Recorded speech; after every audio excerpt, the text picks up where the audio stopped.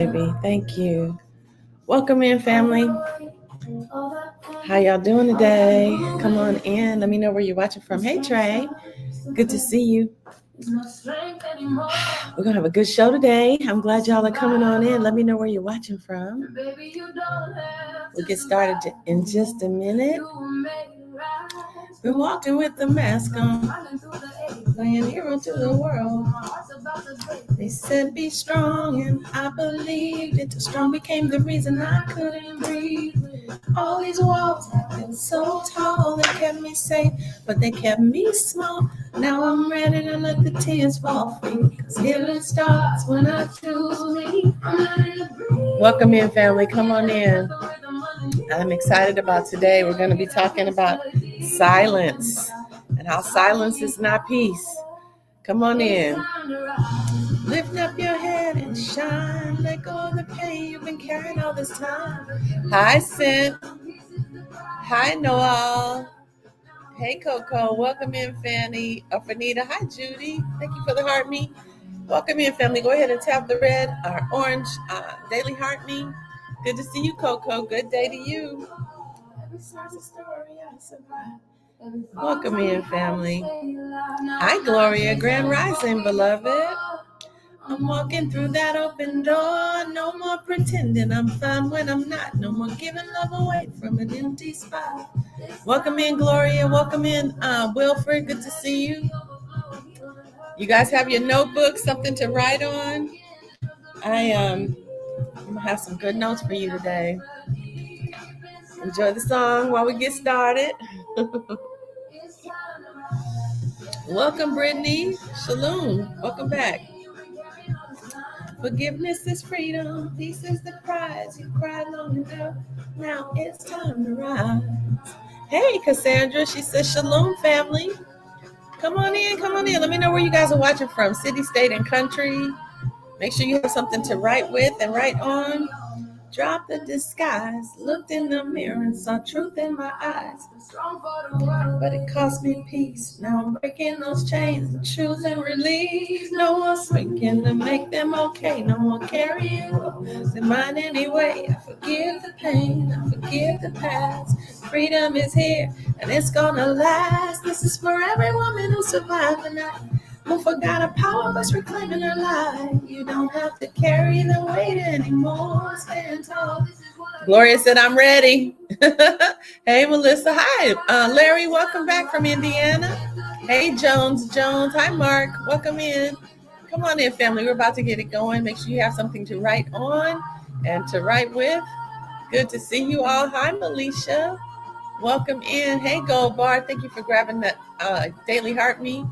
Make sure you guys tap on that orange Daily Heart Me at the top. We're going a little bit deeper today. We're going to be talking about silence and the cost of false peace.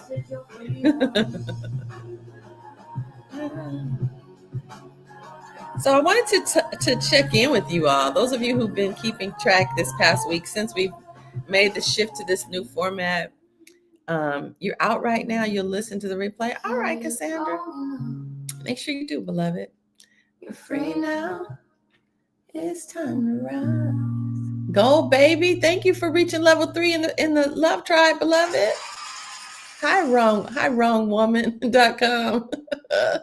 Good to see all of you. Hey, Big Ma. Welcome in. Hi, Joycelyn. Joycelyn says, Grand Rising, fam. Shalom. Hi, Raya. The script rewrite energy. Okay, Raya. I'm not mad. Yes, we're rewriting the script up in here.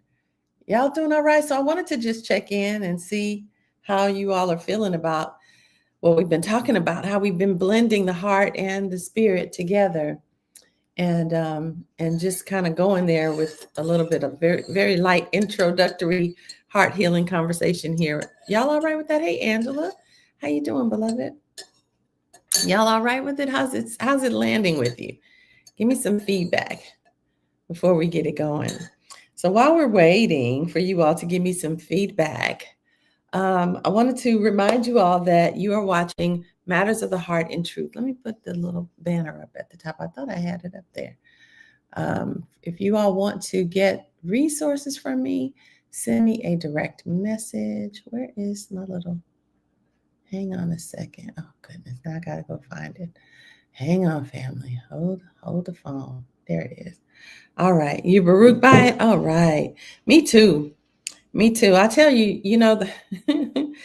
when I say to you all that I don't see myself as standing on top of the mountain preaching down and saying this is what you need to do and this is I've reached the finish line and I'm coming back to tell you guys how to do it. I'm walking it out too. Again, I just happen to have gone through this process several times already in my life, and so I'm familiar with it. But I'm grateful to be able to walk with you guys this time. I'm journeying with you right through it, and it's been a real Baruch to me too. So hello, Marijana, welcome in. Glad to have you all. Nini, thanks for coming. Gloria says she's Baruch with it. Gloria also says it's much needed and powerful. Hallelujah. I'm glad it's landing and resonating with you. All right. So for those of you who are new, I'm Queenie Brown. I am the author of now 3 books. Actually 4. Y'all know I wrote 2 books this month. Can you believe it? The mother-daughter journey started it out, and then I realized that it had to go deeper and revisited the woman's healing journey. So anyway, I'm the author of 4 women's empowerment books and a certified master spiritual life and business coach. And I'm also a sister in Yahuwah with you all. And it's been quite a journey, but today we're going to go a little bit deeper into matters of the heart in truth. And today's theme is silence is not peace. The difference between avoidance and alignment. Now, the way this is going to roll for those of you who are new is every day we meet from 10 to 12. And I apologize that I'm still on ish time. Or I'm working on the family. My daughter's home with me again today. She's still running a fever. So, Mommyville is serious business. But anyway, so the first hour, we focus on matters of the heart. We talk about healing, patterns in our family, and our inner world that gets to heal so that we can be more prepared for what's coming. We know that we've been living in prophetic times, right? We're watching prophecy unfold before our eyes. Thank you, Gloria. She said, congratulations, keep on writing. You keep on writing. We recognize that we're watching prophecy unfold, right? We see it happening. We're watching the news. You're seeing what's going on in the world at large, and we can't unsee it. And the truth is that we've been called out. For those of us who recognize that we are have been awakened to the truth about the deception that we've all fallen prey to, we've been awakened to the truth of the Most High's name, which is Yahuwah. We've been awakened to, well, thank you for coming and goodbye. We've been awakened to a lot more clarity. And there's a reason for that. We're not just waking up just to be awakened. There's a time right now that we're living in that things are shifting in a major way. And the Father is awakening his remnant. He said that his name will be renewed in the last days. And that's what's happening right now. We're watching this great falling away from Christendom because we're recognizing the deception that we've all fallen prey to. Not that we don't love the Most High, not that we don't worship the Father for doing what he's done by creation and putting us here and allowing all this deception to even be a part of our world, but he's waking us up. And he's doing it for such a time as this.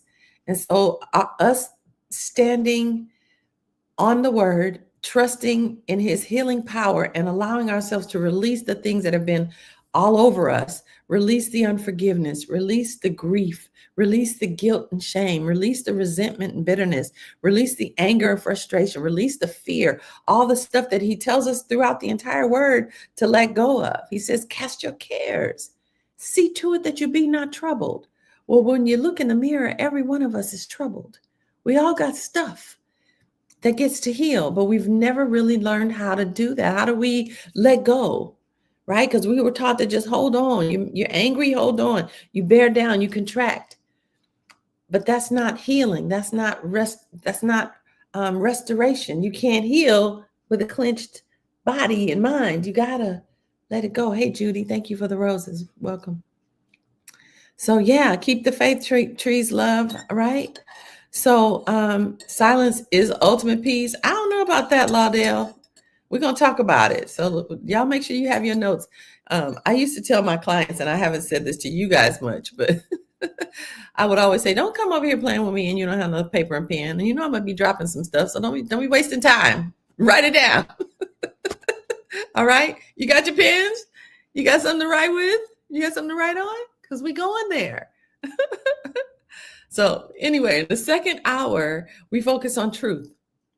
We, over the last 6 months, have been doing a scripture study using the only translation of the word that goes all the way back to the ancient scrolls and translates it directly to English, and that is the true scriptures.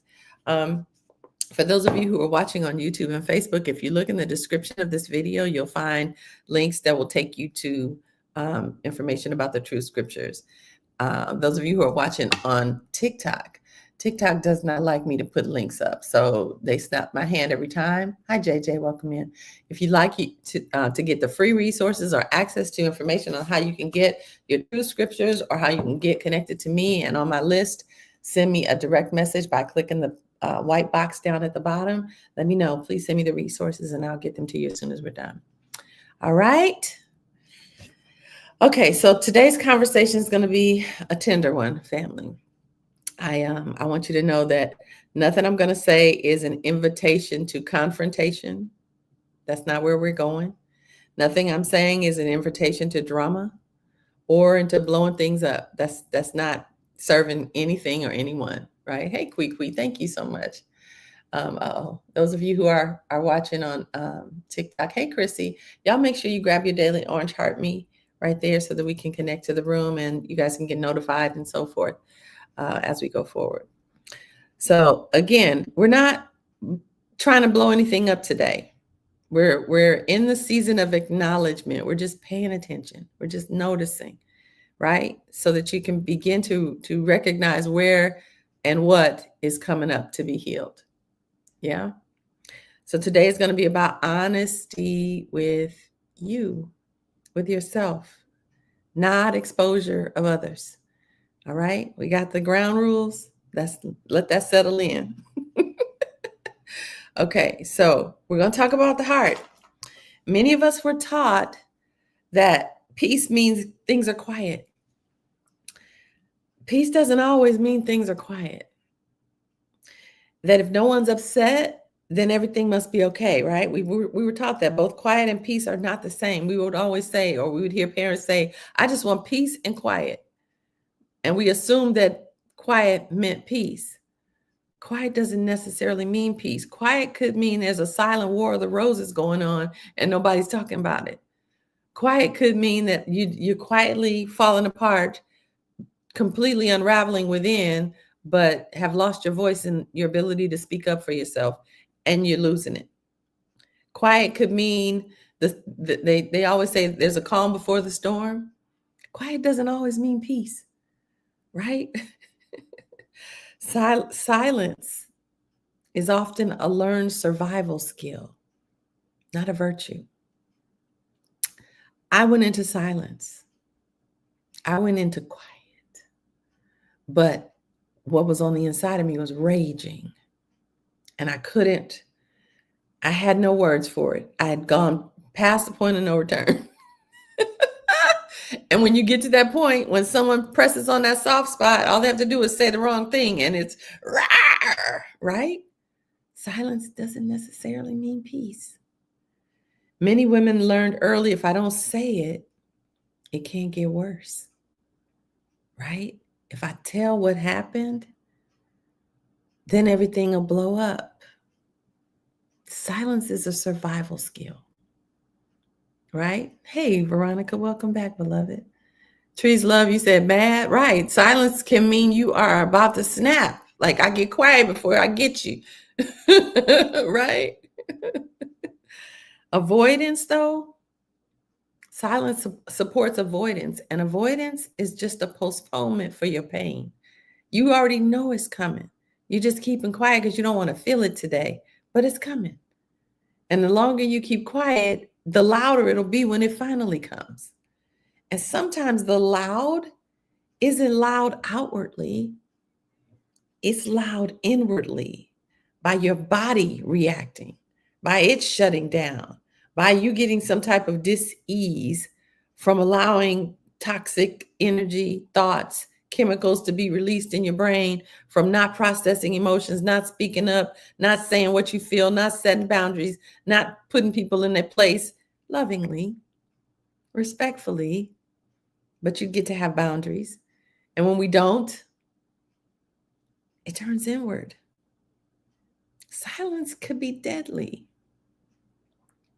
Yesterday, I talked to you guys about a statistic that I learned when I wrote my first book, that the thing that takes more people out every year all over the world, more than any other thing, is heart disease. And as I was researching it, I realized that there was a correlation between that and anxiety and depression and committing sideways. All of them are connected. So I came to the conclusion that, is it heart disease? Is it heart dis-ease? Is it heartbreak? Is it matters of the heart that are not resolved that's taking people out? Well, we recognize that when people have been married forever and one of them passes away, within months, the other one is gone too. Is that heart dis-ease? Is it broken heart? We get to deal with the matters of the heart. We get to recognize that it's not insignificant. The culture that we live in kind of wants to diminish emotion, wants to diminish the soft skills because it doesn't serve the narrative of the patriarchy, right? That's too connected to woman, and woman needs to be diminished. So we can't acknowledge the impact of emotions. But the truth is, the Father created us with emotions. You can't minimize them. When you feel something, chemicals get released inside your brain. Your body knows how to do it. You don't even have any choice. When you get scared, adrenaline goes through. You can't stop it. There's no off switch. It's fight or flight, run, right? There's no way around it. Your body knows what to do. So we have to recognize that if we don't understand how emotions are flowing through us, and we are instead locking them down when we feel something, it doesn't shut the chemicals off. It just confuses and makes more chemicals flow through you, and you got this whole soup of toxicity going on, and then your body is reacting to it, and the answer is to shut down. That's the way we've survived it up to now. Hey, Kui, I see you sliding in on that golden carpet. Where are my sounds? Let me see. Oh, goodness. There we go. Welcome in. So we get to recognize that emotions are part of our makeup, and they're not a part that needs to be diminished. Honestly, we've learned, and it's been proven scientifically, that emotions help you manifest, helps you bring things from the unseen realm into the seen. Emotions are energy in motion. When you have a thought, an idea, something that you want to manifest, if the Father drops a nugget in and says, go create this, and you get excited and your emotions get involved in it, and you start seeing that thing unfold, you are turning on the manufacturing mechanism to manifestation. It's not new age, that's creation. Now, the church, the circus will have us. Hey, Edgar, thanks for sliding in on that golden carpet. The church would have us believe that that's woo woo. You're not supposed to, that's too close. You saw the movie The Secret. You crossed the line. Well, the truth is, it's explaining how we were built. Emotions are energy in motion, period. And when we recognize that everything is about energy, we are spiritual energy. The Most High is spiritual energy. The angelic class are spiritual energy. We just happen to be manifested in this tangible space on this tangible earth. But when we leave our body, guess what's leaving? Spiritual energy, right? Transforming into a different form, but it's energy. What is it in physics that say energy is neither lost nor destroyed? It's just transferred into a different form. So we get to recognize that that we're bigger than we realize, and that our emotions are part of how we were built, and they're designed to support us. But if we suppress them, we put a monkey wrench in the way the whole system is supposed to flow. And silence is one of the ways that we suppress them. I did it. I did it. But that peace that we think we're getting when we're silent, it costs us something. That peace that we think we're walking in costs us our voice. It costs you your confidence. It costs you your strength. It blocks your wisdom. When you go silent, it's like you're turning the faucet off to the power that the Father is putting on the inside of you. He created us to be speaking spirits, just like Him, right? And when we shut down, we are preventing any wisdom from coming out and any from coming in. So, peace that costs you your voice creates conflict inside of your body. How's that sitting with you all? Yeah, spiritual energy, right, Gloria? We all have angel healing built in, positive mood mindset. We have it built in, we just have to choose it. And many of us have been through so much that our brains have been convinced to focus on the things that are not the positive mood mindset. And a lot of that's because the callingness on us. If you're watching me, do you realize where you have to be spiritually to even be open to this kind of conversation? And if you're open to this kind of conversation, do you realize the kind of target that's been on your back your entire life? The drama that has come from nowhere, over and over, from all the people in all the places, with all the things, right? So let's name the cost. Let's name the cost of silence. The fatigue that comes from swallowing your truth. How does that land?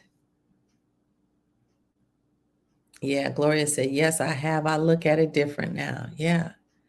It's exhausting when you know the truth about something, but you are not at freedom to tell it. Politically, look at what's happening in our country. So many people they don't feel the freedom to tell the truth.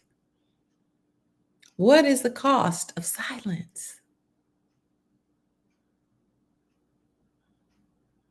Even in our country. Think about what's happening on a grand scale. If more people don't speak up, where will we be? Yeah. Yemi, welcome back. Fear. Yeah. What is the cost? That resentment that builds when silence is mistaken for maturity. Silence mistaken. He told us He did not give us a spirit of fear. He didn't. He didn't. But there's a lot of people scared to speak up, scared to tell the truth, scared of what's going to happen, what the repercussions might be. I might lose my job. I might lose my income. I might lose my whatever. So I can't tell the truth, even about culturally. I can't tell the truth about the power of woman, that she should never be invalidated and silenced, that she is, that the Father calls wisdom a she, but we can't acknowledge women. We can't acknowledge what's happening culturally with our food, with our water, with our soil, with our weather. We can't say it. We see it. Those of us who are watching me, y'all are old enough to remember what it used to be. We see it. What's it costing us to keep quiet? Pause the darkness. Don't be afraid when he explodes something to use. Tell it, say it to give you his. I'm not sure what you're trying to say, Yemi. Yemi, make sure you tap on that orange heart, me beloved, so you can reconnect to the room. Cassandra said, deep. You said, yes, I tell it, I don't care. He came down and went through all of that, and we can tell. He did. He gave us his breath so we could speak it. Right. That's right, Yemi. Yes. He gave us his breath so that we could speak it. But many of us are even scared to tell our families what his name is.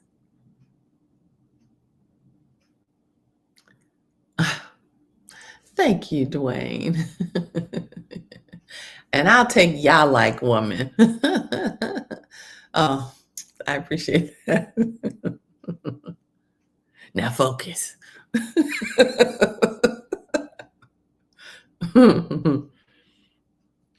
What about the grief over never being fully known? Sometimes when we're silent, we don't give people the chance to know us.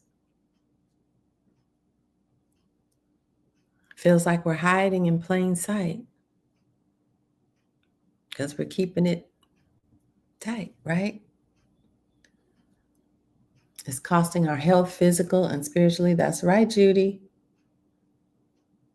That's right.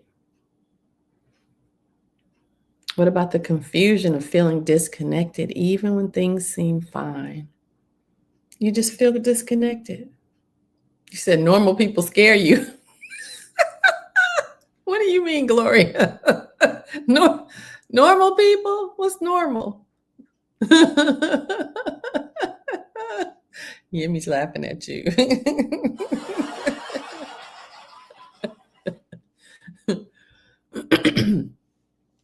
The confusion of being disconnected. Thank you, Yemi, for those paper cranes. I appreciate your generosity, beloved.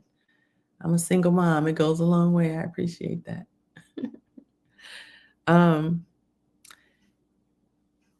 Some of us even hide our anger in silence, right? How many of you use the silent treatment as a method of operation? How many? I'm asking for real, because who can you trust? It's their private thoughts. Oh, what, right? You don't know what their thoughts are? Yeah. Okay, who else is on the silent treatment wagon?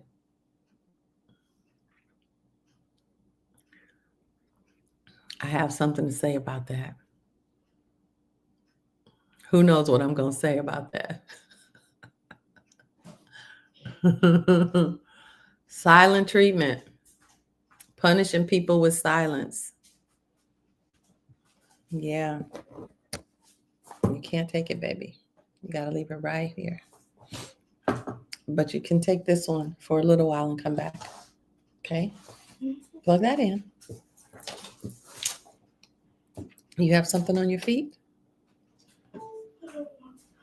Okay. Go take a nap. Go lay down. No, I won't. All right. Yeah, another donut. No. Bye-bye. Thoughts are not yours. They're influenced by acorns. Okay. I don't know what you're talking about, Yemi. Yeah. So anyway, sorry about that interruption. Silent treatment. Some of us employ the silent treatment. Oh my goodness. um, Soul Gazer says, I used to do this before I was emotionally regulated and able to articulate what I was experiencing. Not helpful, but I was flooded. Had to relearn safety. That's right. That's right. Sometimes it's a survival mechanism, right, Soul Gazer? We go silent to survive. We go silent to not hurt anybody. We go silent to not get ourselves hurt. We go silent because it's safer. Right? Thank you, Yemi. So we think. But I want to offer that silence can also be violence. Thank you, darling. Silence can be violence. Silence can be toxic. And it works, that silent treatment? No, it doesn't. No, it doesn't. The silent treatment does not work. The silent treatment, dare I say, is abusive. It's toxic. It's hurtful. And it doesn't communicate what you want to communicate. It's a bully tactic. I said it. It's a bully tactic. You can't grow in that space. The only thing that the silent treatment does is it forces someone to bow down. Yeah. If you want my time and attention, bow down, or you don't get my voice. Right? Yeah. Soul Gazer said it's violence to others and to our own truth. Right. Yeah. Silence is not peace. It's not peace. A bully tactic. Yeah, it is. Because instead of manipulating, Larry says silence in the streets keeps your enemies guessing. A bully tactic. Yemi said that's why we ended up here. Deceit, not knowing where we come from or who we worship. Well, I'm not going to argue that point. But yeah, silence is how we punish people for non-compliance. It's a bully tactic. It's a method of operation that doesn't require growth. Kwikwi said a controlling spirit. I'm not going to argue that either. Instead of saying, you know what you're doing hurts. I don't like it. It doesn't make me feel good about myself. It doesn't make me want to open up to you. I get to set some boundaries where this relationship is concerned because this isn't working for me. And maybe you can hear me, maybe you can't, but I'm not going to go silent to punish you. I'm going to say what needs to be said, and I'm going to remove myself from the situation. And if I come back into the situation and you are still acting this way, I'm going to reiterate my position, and then I will remove myself. But silence, that person's not going to get the message anyway. Oh, hear me? Oh, look how pretty that is. Thank you. She sent me a beautiful bouquet. How sweet. Thank you. But it's easier to just be silent, right? Because you can't control them and make them get it. You can't control them and make them change. You can't control them and make them act right. You can't control them and make them be respectful. Right? Hallelujah. She said, keep going, sis. It's Abba. Hallelujah. Thank you, Father. Gloria says, so the silent treatment keeps us silent for relating to who, what we want to say. Yeah, you're not stretching yourself to be clear. Hey, Carm, I see you sliding in on that golden carpet. Welcome back.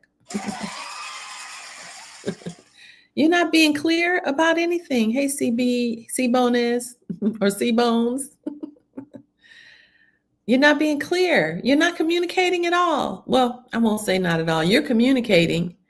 You're communicating. You stepped on a landmine, and you blew your leg up. And so you better figure it out until I calm myself down. I'm not talking to you. How long is long enough in the silent treatment? How long? Is it a day? Is it a week? Is it a month? How long are we silent? Till you forget why you're mad?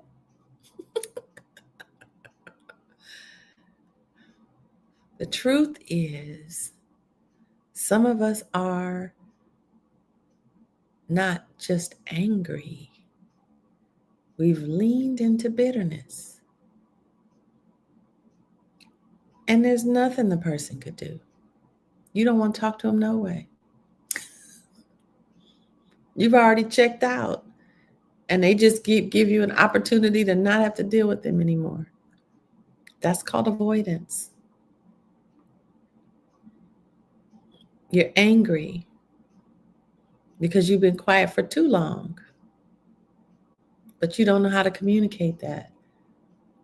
And sometimes you're pushing a brick wall. I know, because, I was in a very narcissistic, toxic for 30 years. Thank you, Judy. It's beautiful. Thank you for the hand heart. Narcissistic relationship where everything I said got twisted around. And everything I tried to do got manipulated into me doing the wrong thing. And I'm just like, what in the world? And everything you try, the person says, well, you should have said it like this and picked a different time and done it like this. And you do all the things and you jumping around trying to, and they never get it. How do I say this? When you're being manipulated into silence and you are at a point where you have lost your voice, that was the plan of the enemy, for you to lose your voice. That was the plan. You fell for it. You thought you were punishing somebody else by going silent. You fell for it. The enemy knows that if you go silent, he wins. Not only did the person who you're silent with, he stays stuck, she stays stuck, and you stay stuck. Because your power is in your sword. But you're quiet. And you're seething. And it's turning inward. And it's creating dis-ease. Right? Sometimes we have, thank you for that. Yemi, thank you. Sometimes we have to realize that our voice with his words in it is the most powerful activity we could engage in. And unfortunately, we've been so manipulated by the circus, the church. Thank you, Yemi. You're so generous. I appreciate that. That goes so far. I appreciate it. Thank you. The church has us so convinced that in the way that we pray, but the way that we pray is so powerless. Yemi, I'm going to send you a big old hug. Carm, you just became the title gifter. Thank you so much. He spoke for things that come to existence, created lessons in his own image, so we can do that. Yeah. That's beautiful, Joycelyn. She said, the Father had me remain silent until he worked on my heart enough to where my answers and responses were delivered with love and empathy. I received that.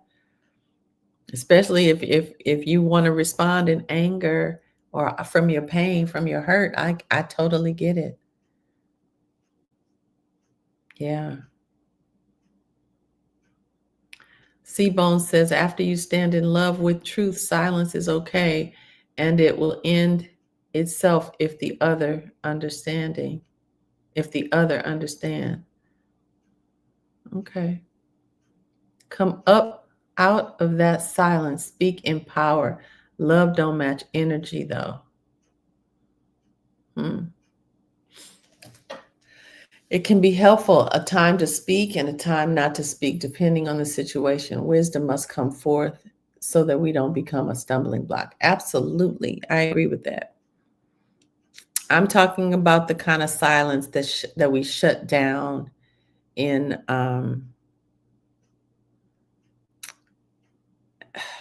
we shut down to keep the peace. Meaning, how do I make this make sense, Father? There's a time for everything. I absolutely agree. When we resort to silence as a survival mechanism or as a bully tactic, that's not alignment.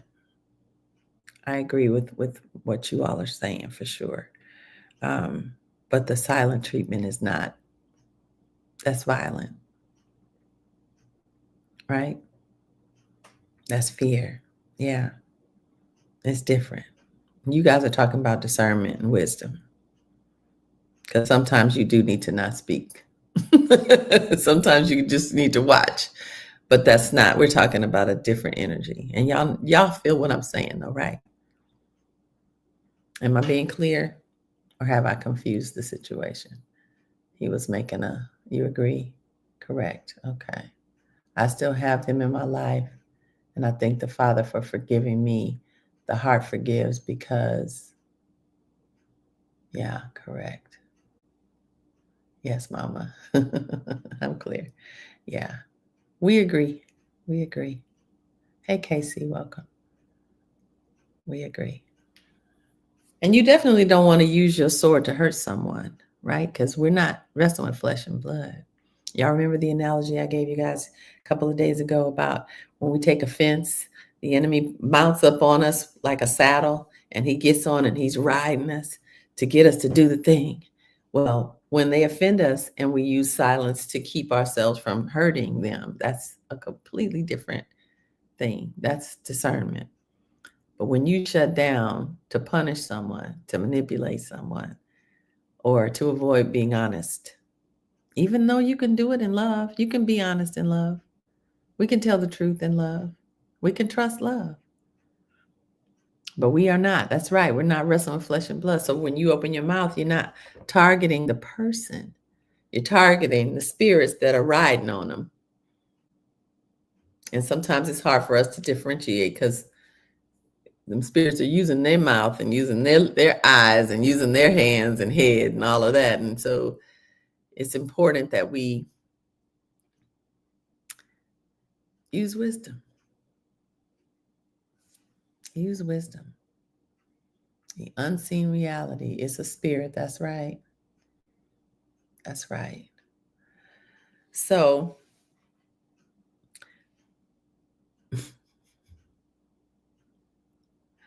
I want you guys to write this down. What in the world?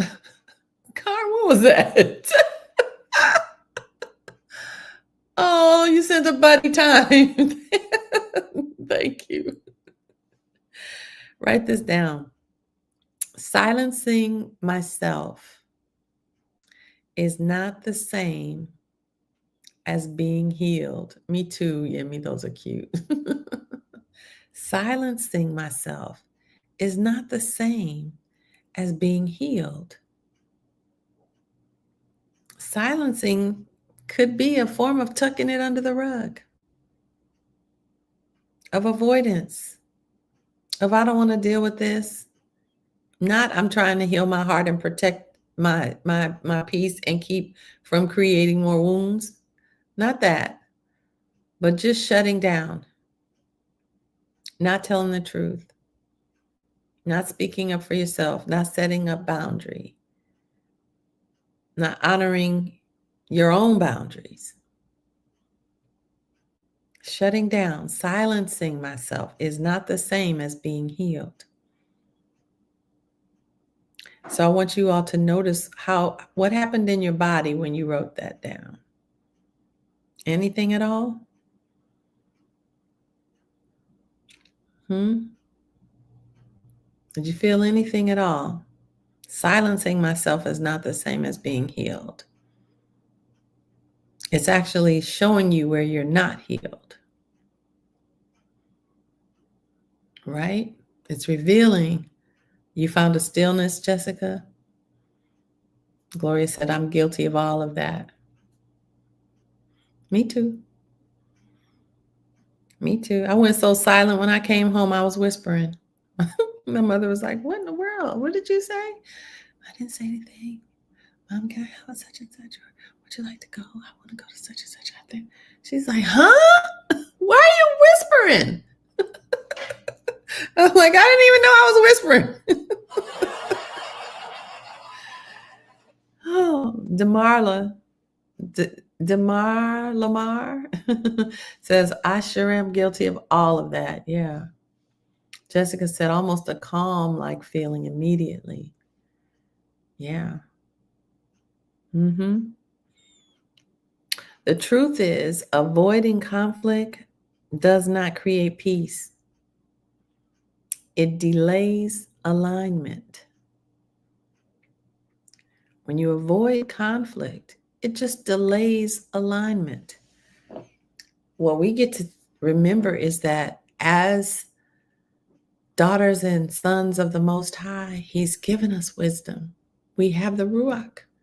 We have the set-apart spirit operating within us, who is able to help us to formulate our sentences in such a way, using the word to end up getting the spirits off of whoever we're dealing with, and then being able to reach in and talk to their hearts where they could hear it. Or at least if they decide they don't want to hear it, at least you've said it. Oh my goodness. Oh.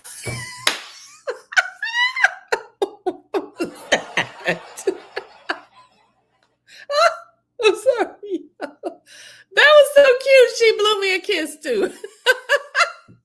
Girl. Rosie the Rose Bean. Oh my word. Thank you, Carm. You guys are so cute. Oh my goodness. I'm sorry, family.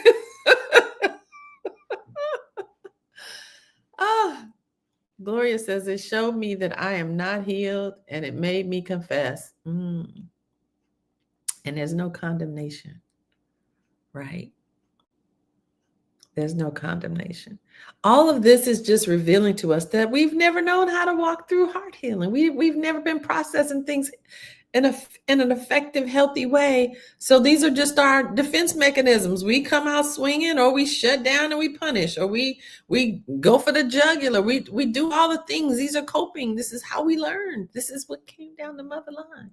You watched your mama do it because her mama did it, and you do it. Right? We got to try to make it work where our hearts don't break throughout life. And this is just one of the ways we do that. And silence is a weapon sometimes. Oftentimes we don't realize it when silence is being used as a weapon, it's a weapon against us. Because we have the wisdom, we know what to say. Oh my goodness. Thank you, Yemi, for the boxing gloves. We know what to say. We know what we want to say, but maybe we think they can't receive it, or they're going to reject it, or they're going to dismiss it, or they're going to invalidate it, or they're going to turn it around and flip it on you and make it, And so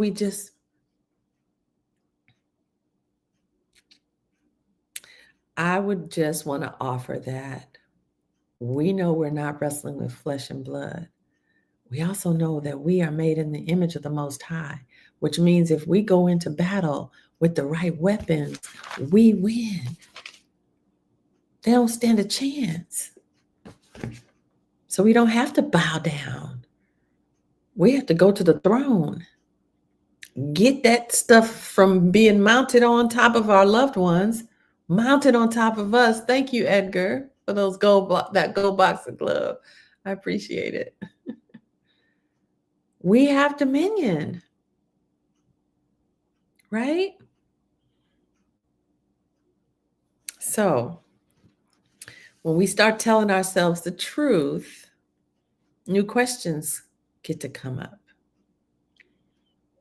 If I stop performing peace, what am I actually aligning with? If I stop performing peace, oh, yeah, me. Thank you. What am I aligning with?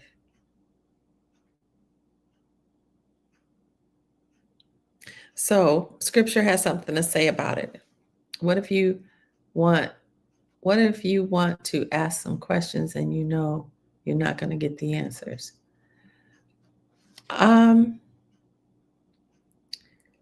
Pray first. Pray first. Get the picture, family. When you're in a conflict, the enemy is going to use every offense. Thank you, Yemi, for the rose bear. Every offense to mount. What did I call that? What is that called? What is that thing called? That you get on a horse. What is that thing called? Saddle. To mount a saddle on your back every time you take offense, every time your feelings get hurt, every single time he's trying to put a saddle on your back. Just got to see that. He's trying to put a saddle on your back.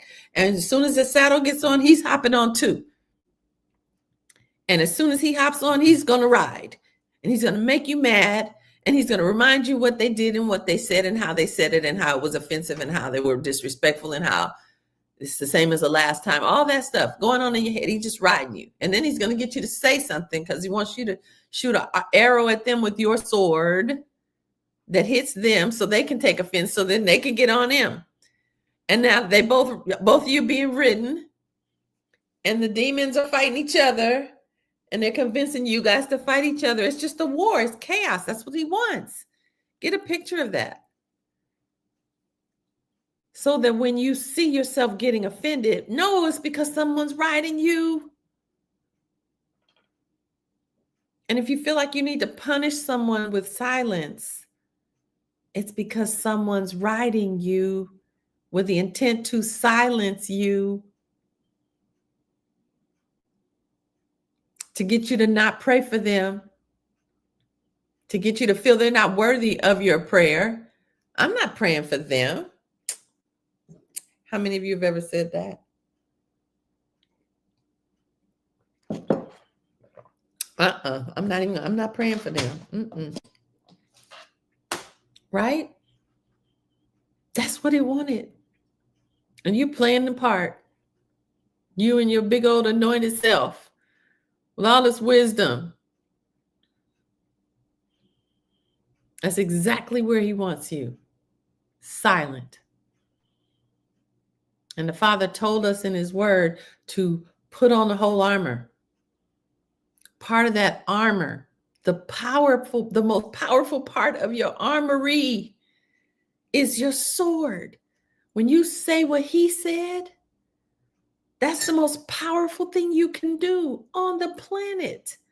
And when you do, the Malachim, the angelic class, they are programmed to do what you say when you say what he said, which is why the kings had to change what he said so that you wouldn't have power.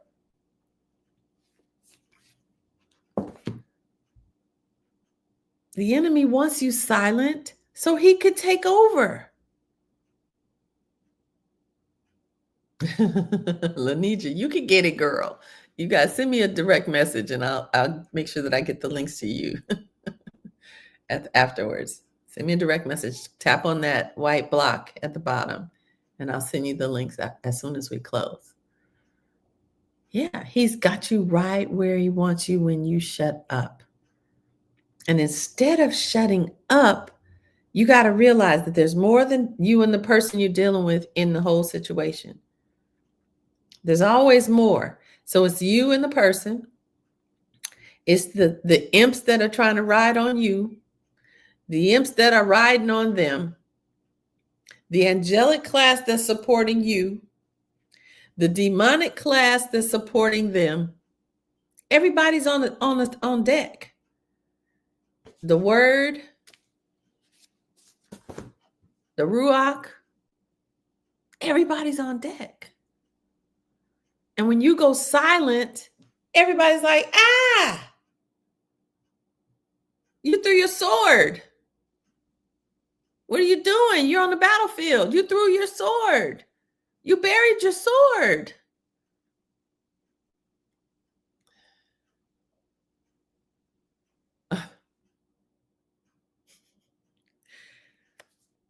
Not another day. Not another day.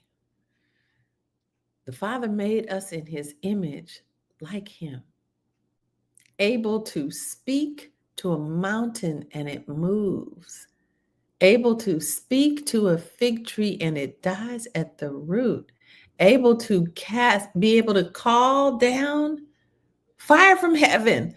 Isn't that what Elijah did? Called down fire from heaven. And we're silent. Even have a name for it, the silent treatment. We got to see that as a silent treatment against ourselves. Not another day. So if I stop performing peace, because we think it's peace. No, you're just quietly getting destroyed and don't even know it. What am I actually aligning with when I'm performing peace? Now we get it, right?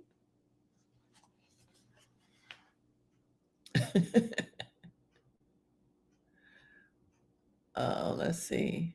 I said, I'm not praying for my church too. Look at that. They took all the shot. Oh, wow. Well, yeah. I hear you. Lonija, you in the right place, beloved. Judy said, asking the questions lets them know you are aware. What they do is on them, right? Be content. You release it. Okay, you're talking to Lonija. Okay. So Lonija, your job is to plant a seed and walk away. They're not rejecting you, they're rejecting him. So let's go to Matatiyahu, chapter 5. Matatiyahu is Matthew, the book of Matthew. That's the corrupted name.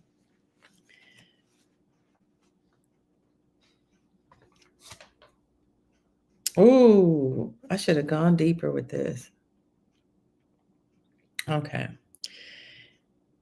Matatiyahu, chapter 5, verse 9, on page 31 or 33.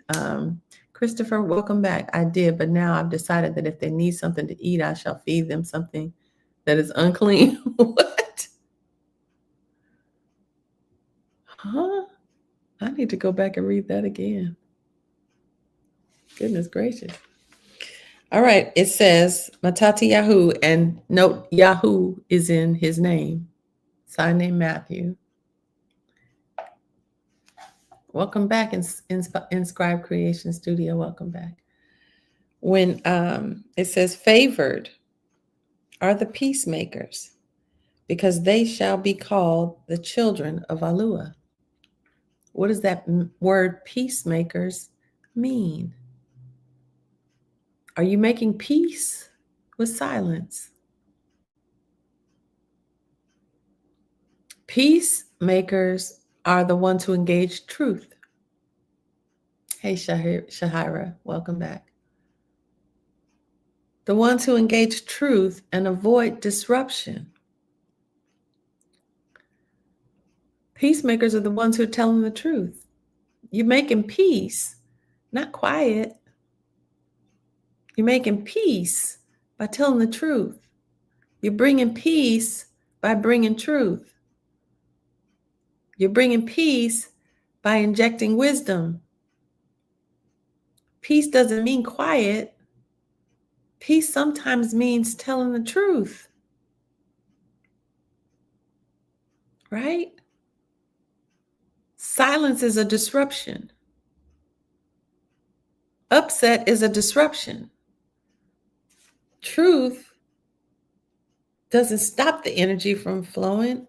It allows the energy to flow. So there might necessarily, thank you, Gloria, for sharing this live. We might need to think through how we show up the next time. Welcome back. I see you, Edgar, sliding in on that golden carpet. We might need to think through how we decide to engage. How will I engage the next time I feel like shutting down? The next time I feel like going silent? The next time I decide to myself, they're not going to get it, so I'm not going to waste my time. Because we go there too, right? They're not going to get it. I'm not even going to be bothered. I'm just going to stay quiet. Or, sorry, family, hold on. I don't want my battery to go dead. Or we can decide, you know what? The next time I feel that, I'm going to pray for what's riding them. Even if it's with a whisper, because your power is not in your volume. Your power is in your breath. So even your whisper has fire. So if someone is triggering me to shut down, I got to know that he's trying to mount on my back. Instead of letting myself be mounted, I'm going to the throne. I'm speaking the word. And I showed you guys, I didn't write it down again. I showed you guys the other day. There it is. Thank you, Father.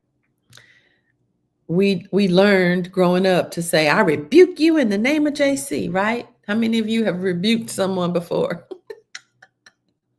How many of you have been on the rebuking committee? I rebuke you. And then if you have somebody who ain't feeling it, they might rebuke you back. How many of you been rebuked? Well, here's the thing. We aren't even rebuking right. You said hear one.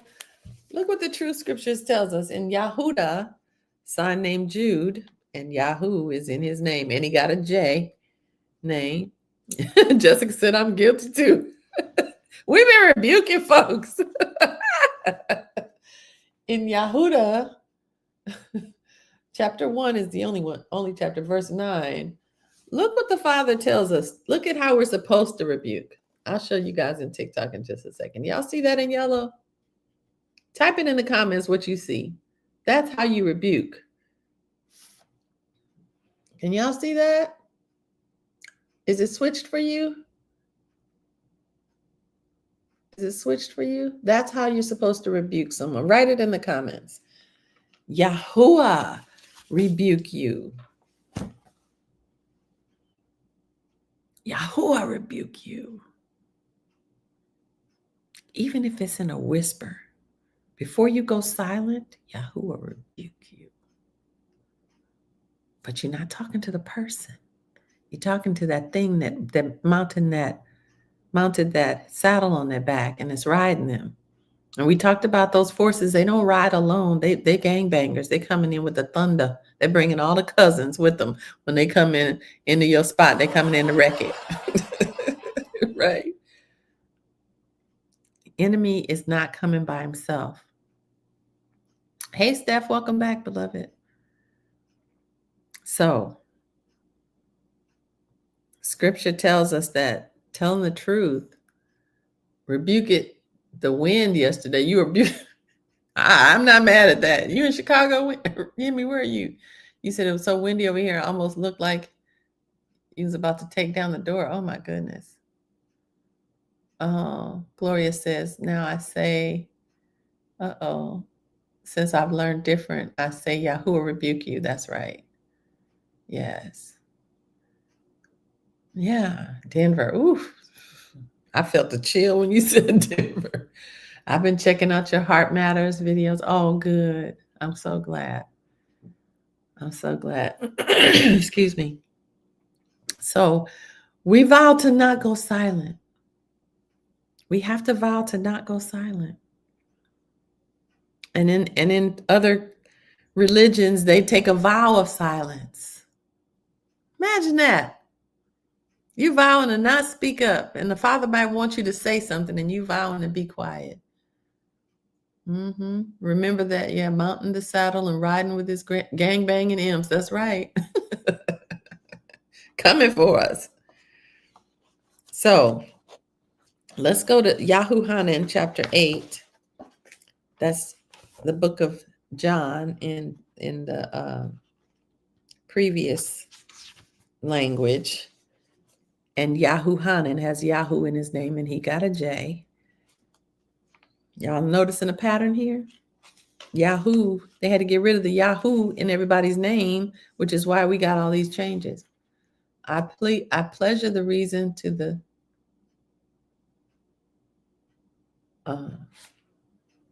they do. Words definitely mean something. That's for sure. Yahuhanan chapter 8. We're reading from the True Scriptures on page 170 or 172 if you have the second edition. Yahuhanan chapter 8, verse 32, it says, "Then you shall know the truth, and the truth shall set you free."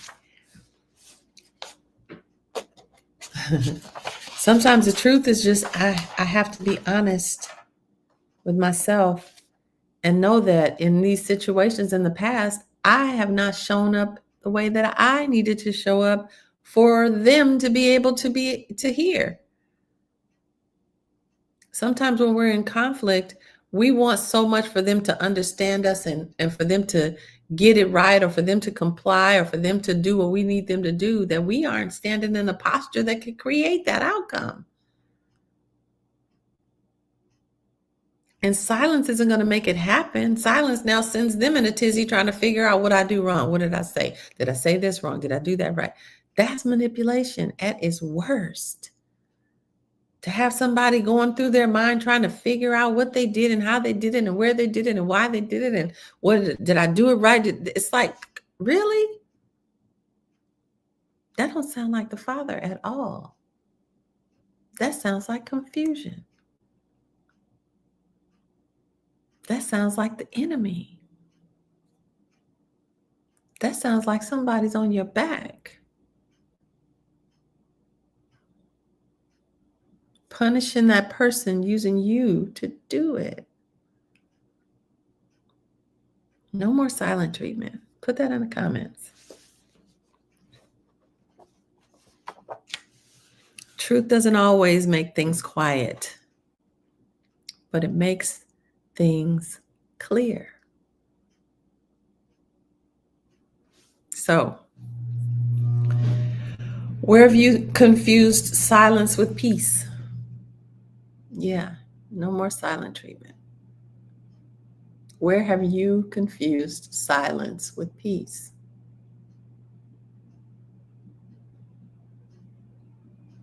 Let's think about patterns that you've seen where you confuse silence with peace. You ever been in a home where there's no arguing,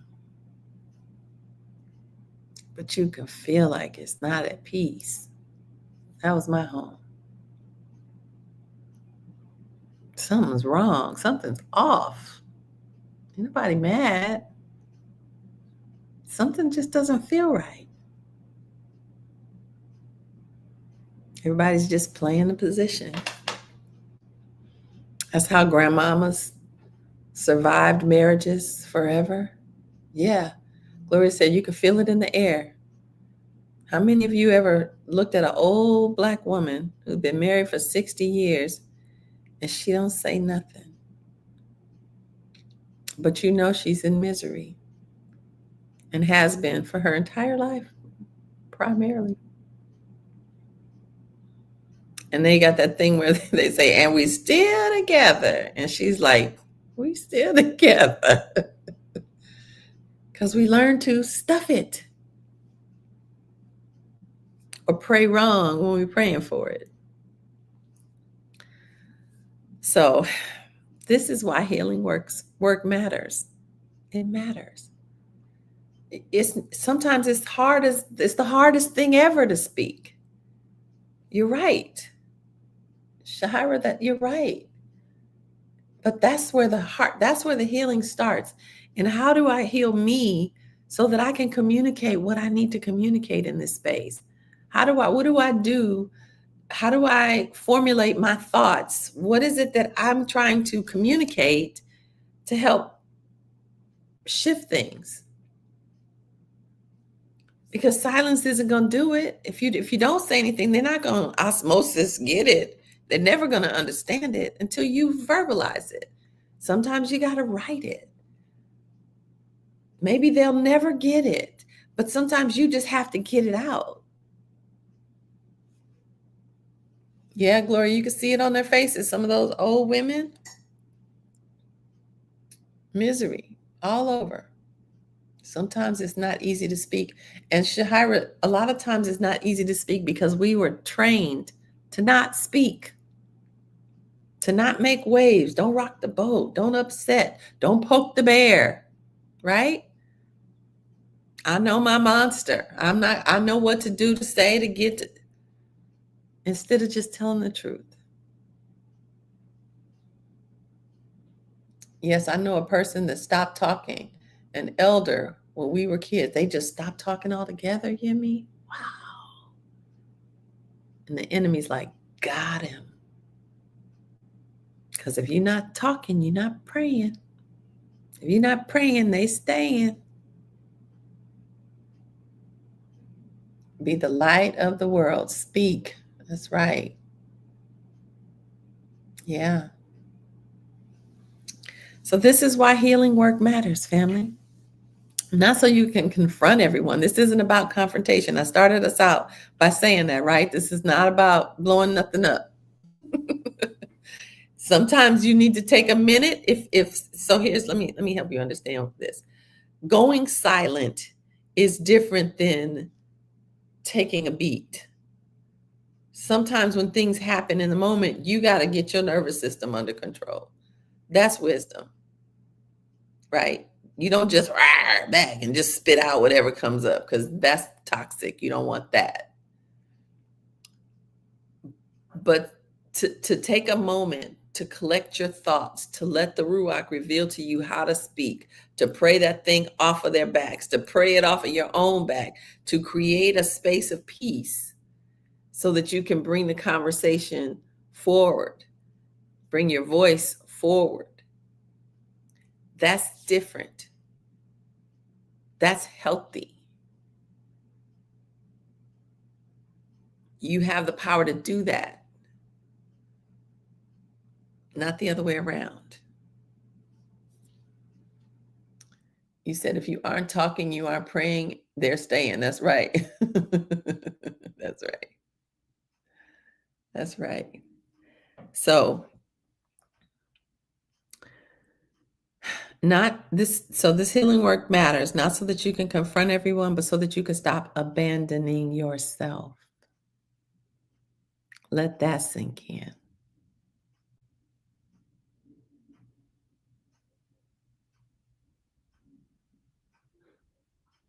There's always two sides, right, Nancy? I'm going to talk about that in a second. That's right. Abandoning yourself in silence. When you know that the truth needs to be told, but you're afraid of how it'll be received, you're afraid of how it'll be manipulated, you're afraid of how it'll be used against you, you're afraid of how they'll snap back, you're afraid of who they'll tell, you're afraid of being misunderstood, all those reasons why you shut it down. When the truth is what makes you free.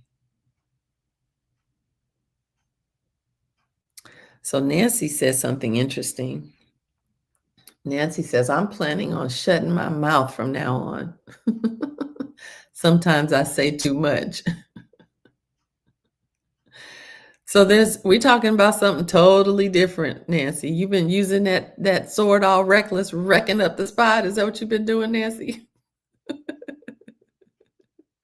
She said, I'm 57 years old and I'm too old for BS. Well, you know what? I'm right behind you, beloved. I get it, but we get to heal. And it's okay to tell the truth in love. You don't have to rip people apart with your weapon. He gave us that weapon, not to rip people apart, but to rip apart the enemy. Maybe not rip them apart. That's not the words he used. But when growing up, I was told by my mother to tell the truth and shame the enemy. Yeah. Isn't that the truth? And we don't do it. We hide the truth and let him grow and get stronger and stronger. Thank you very much for having this live stream. You're welcome, Nancy. You're very welcome. Yeah, we get to the point where we don't want to deal with it. But the truth is, we've not dealt with it. And we can't get to a point in our lives where we decide we're not growing anymore. We can't do that. Right?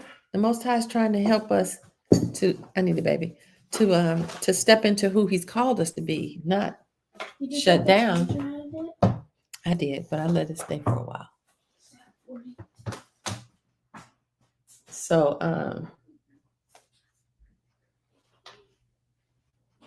So yeah, we can't be all willy-nilly with our words, with our tongue.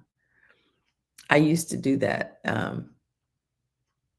I'll tell y'all this story. When I was a little girl, I had some sibling issues.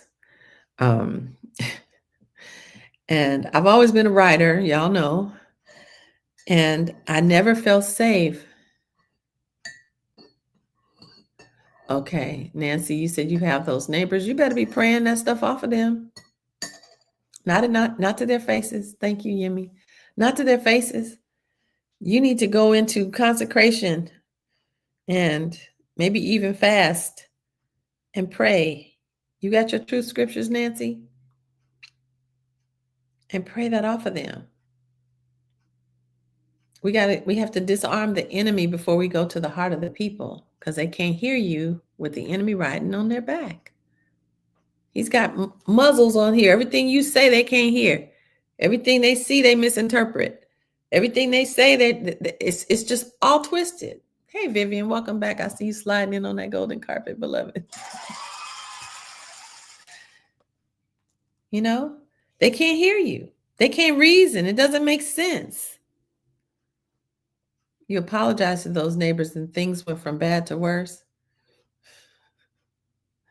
Please give the greetings to your daughter of Shalom and completely heal in Yahuwah's love. Hallelujah. I certainly will. Thank you for that.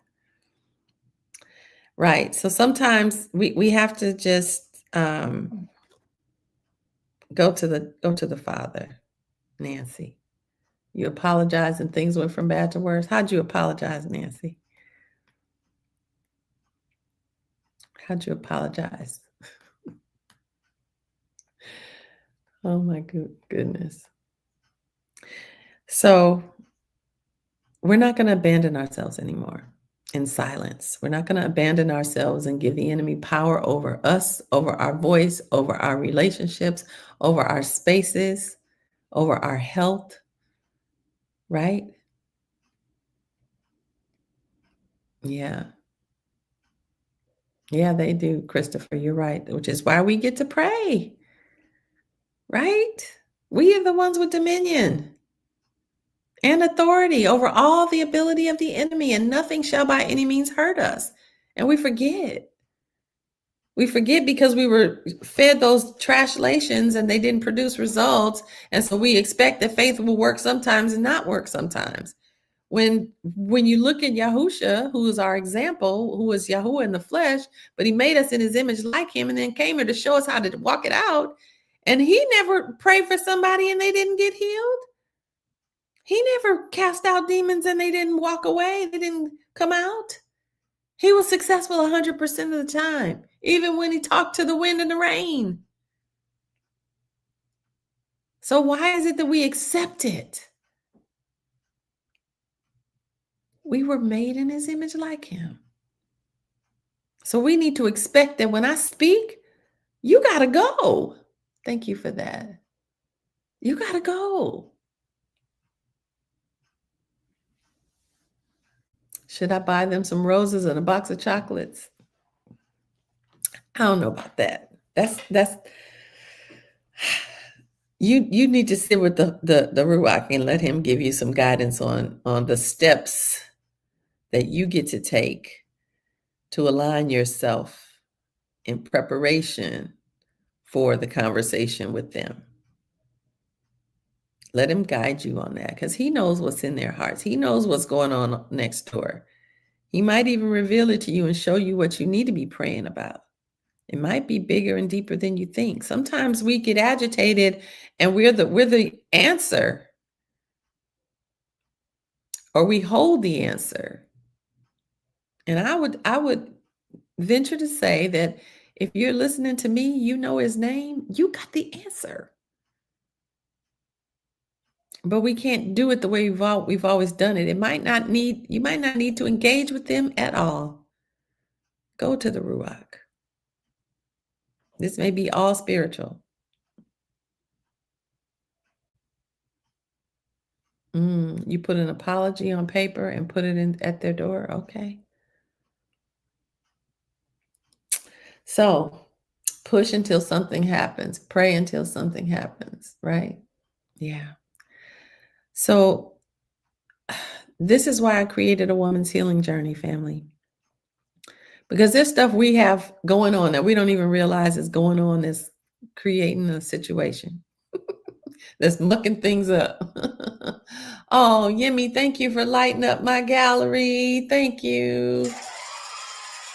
I appreciate that. Thank you so much. I appreciate you. Okay. You're a Christian and your neighbors are not. Well, that's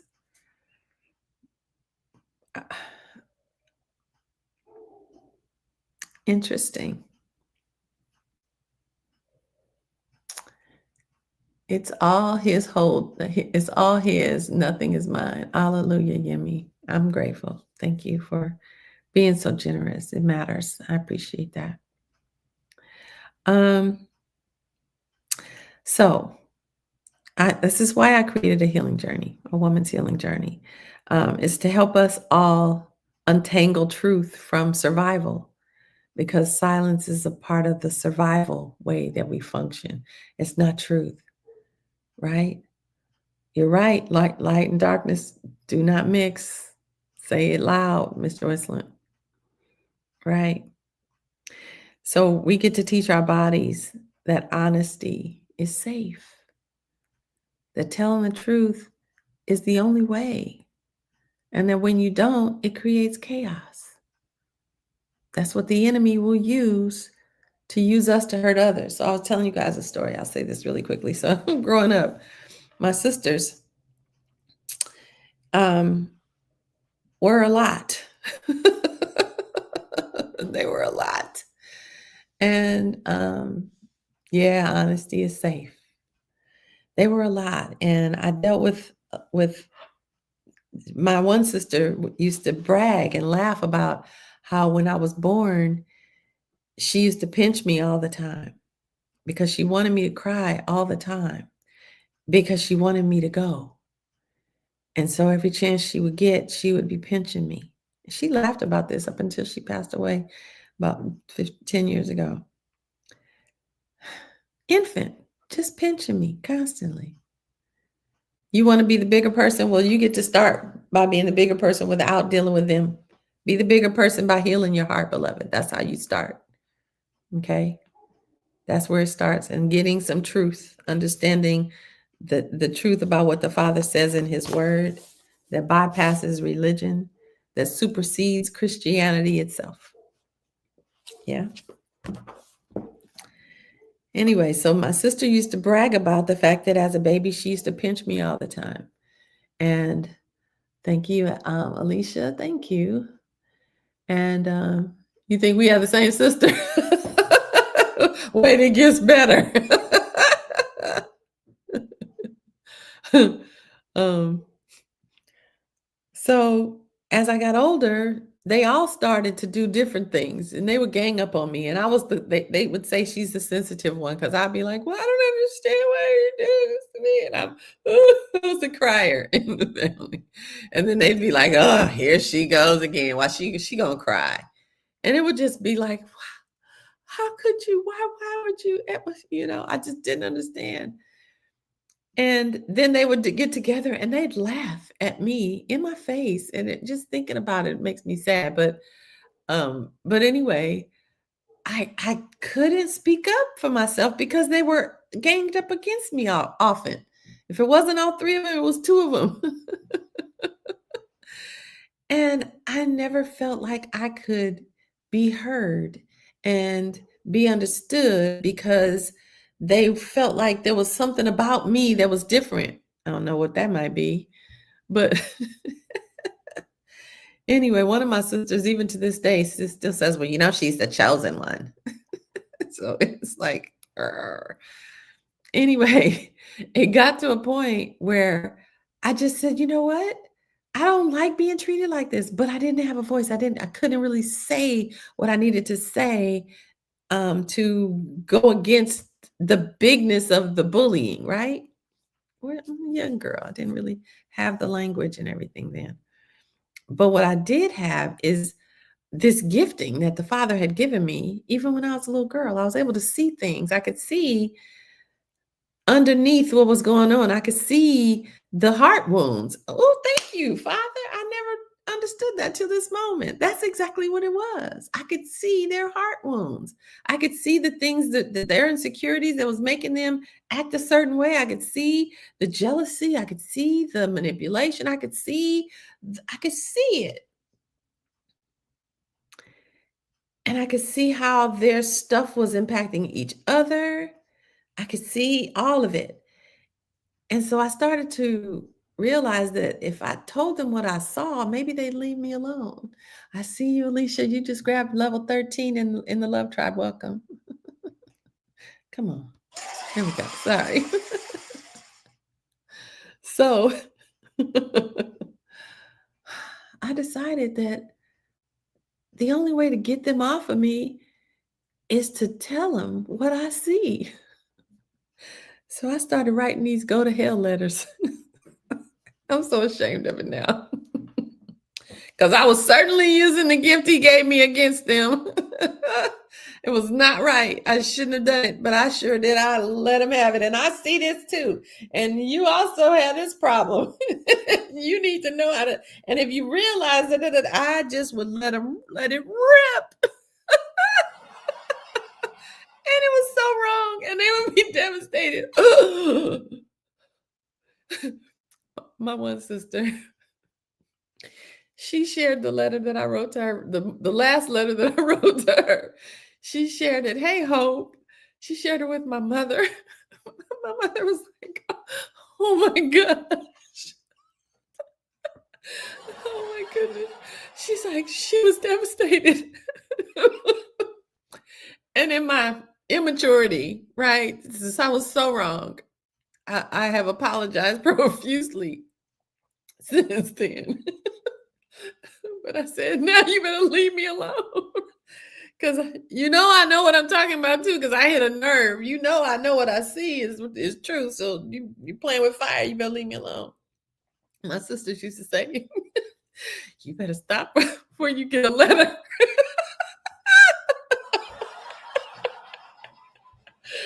Girl, I got it in me. I try to keep it together. This is like teenage. Oh my gosh, I think about that letter. Oh, she was devastated. My mother still has the letter too. She's like, she sent me a copy. Whew. But I realized then that it was a gift that I was horribly misusing. Keep it young. Oh, it was a gift that I was horribly misusing, and I should never have done that. But that was my way out of the silence. To me, the silence was violent against me. but I didn't feel like I could speak up. And so instead of knowing that I could talk to what's right in them, get it off of them, and perhaps at that point, maybe they'd have some compassion for a sister instead of ridiculing and dragging me. Oh my goodness. So that was something that had to heal in me. Had nothing to do with them. Right? Had nothing to do with them.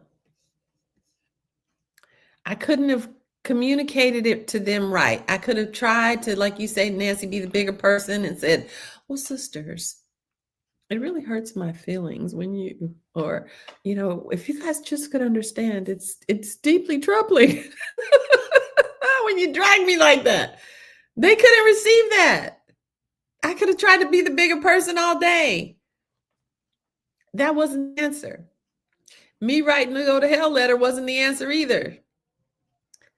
Me realizing that I'm the one with the spiritual authority that can talk to the demons and use the word of the Most High to get them off of my siblings and off of me. And then use my words in a way that's effective and not destructive. Yeah.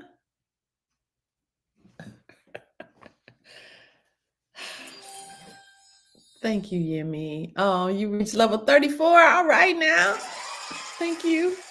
Thank you for the paper cranes, and thank you guys for your generosity. I appreciate it. I do. Hope said that's understandable for me to rip them. Oh my goodness. Oh my goodness. Yeah, they were rough back in the day, right? But had I not been through all of that, family, I wouldn't understand the importance of the heart healing journey.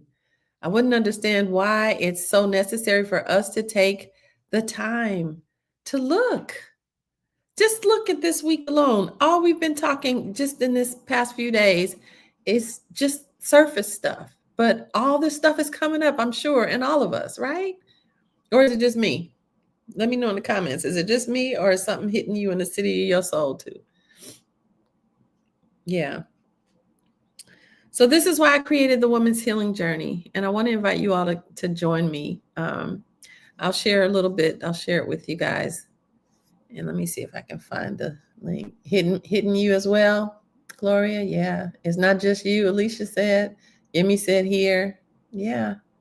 All of us. We get to rise out of this stuff. And the truth is, if y'all look back as we're reading these scriptures, what we're learning is that they were talking about a time in the future when stuff was going to be going down. Thank you, Yemi. When stuff is going to be going down. We reached the gift goal. I didn't even know I set one, but thank you. Wow. I appreciate y'all's generosity. Thank you. Back in the day, they were talking about a time in the future, which is now. It's now. We're living in the time that they were talking about when things would be different.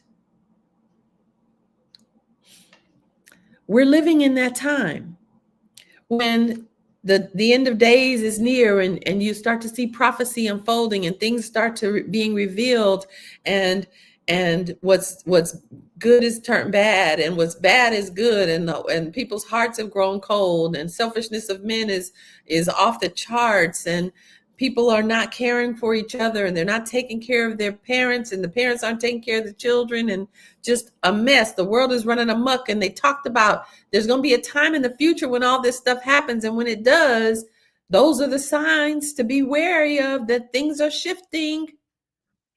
We're living it right now. We're in it, and we have to consider ourselves to be, I don't know, chosen for this season, chosen to know his name, chosen to be the first of the first to actually know the word, from the ancient Paleo-Hebrew scrolls that they tried to hide and burn? Had it not been for those, I believe they're called Essenes, but we have to correct the language at some point. I don't know if that's the actual name, but the people who hid the scrolls in the Dead Sea caves, had it not been for their courage over 2,000 years ago to collect all these scrolls and take them up the mountain and hide them in these big clay jars that a man can fit inside of, and tuck them away to be found 2,000 years later, and had it not been for that, we wouldn't know that the Father's name is Yahuwah? They hid it well. They hid it well. Hey, Be Well Grand Rising. Welcome back. Hey, Deb, that's right. Deb said that's love, right? And now we know. But they were talking about a time in the future. And that time is the time that we were selected to be here watching it unfold. Tough as it is to see. And then he gave us his name and told it to us, revealed it to us. And now here it is. We're talking about it and we're actually reading it. We've been selected for this season. And so we cannot move through this season with stuff still mounting us and not doing the hard work to get rid of whatever doors that we open with our mouths, with our reactions, with our thought process that isn't healed, with our stuff that's come through the mother line. We got to let that stuff go. We got to get rid of it, family. We need to be able to rise for this season and not rise with stuff wrapped around our necks and backs and keeping us with our arms behind our back, not able to fight, keeping silent, not able to speak to the mountain because you shut down. Letting people like the people across the street, the neighbors, torment us when we are the ones with the dominion. That's just a mountain we get to speak to, but you can't deal with them because they have something riding on their backs, probably a gang of them, and they all partying all the time. We get to heal.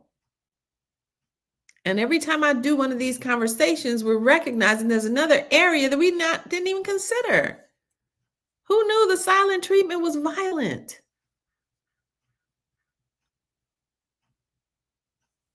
I'm teaching, Hope. Hope said, teach. Yemi said, I said the same thing to one of my sisters yesterday. We're in alignment, beloved. Yeah.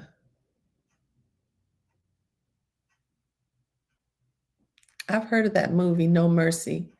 I've heard of it. I've not watched it. So I want to invite you guys to join me on this journey. It's a heart healing journey. It's a gentle journey. It's not one that's all in your face. Y'all know that's not how I roll. Maybe sometimes, but for the most part. I think that, thank you, Be Will. I appreciate that. But yeah, we get to grow out of this. We get to first acknowledge it because most of us don't even see how we are participating in the whole problem. We don't see how our wounds are contributing to our own discomfort, sometimes trauma. And sometimes you just need someone to guide you through it. And that's what this journey is about. So I want to invite you guys to go to journey.queeniebrown. Y'all write this down on TikTok. You see that word? Put a dot at the end. You see that word? Put a dot at the end. You see that word? Hopefully that doesn't trigger the bots. Those of you who are on YouTube and Facebook, it's scrolling across the bottom. Go there. Just learn about it.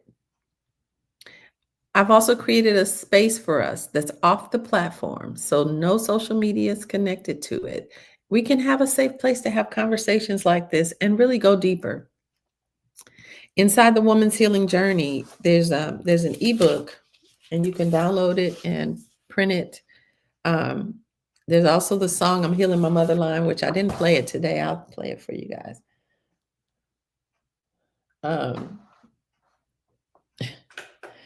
But you also get that song, and then if the legacy package includes the mother-daughter component, and if you have a daughter, or if you are interested in healing the relationship between yourself and your mother, then the mother-daughter journey is powerful.